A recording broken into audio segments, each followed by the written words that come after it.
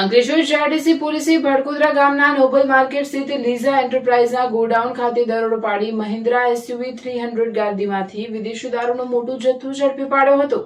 Police તપાસમાં ગાડીમાં દારૂ છુપાવવા માટે અલગ અલગ જગ્યાએ ખાસ ચોરખાના બનાવવાનું સામે આવ્યું છે।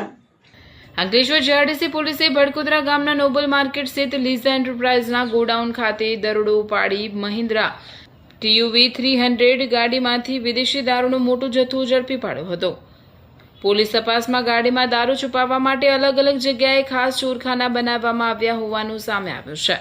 પોલીસના જણાવ્યા મુજબ સફેદ કલરની મહિન્દ્રા કારના આગળના ભાગે પાછળના બમ્પર વચ્ચેની સીટ નીચે તેમજ પાછળની બ્રેક લાઇટ પાસે ચોરખાના બનાવવામાં આવ્યા હતા। આ છુપી જગ્યાઓને સ્ક્રૂ અને પાનાની મદદથી ખોલવામાં આવતી હતી। ચોરખાનામાંથી ભારતીય બનાવટના વિદેશી દારૂની 180 મિલીની કુલ 901 બોટલો મળી આવી હતી।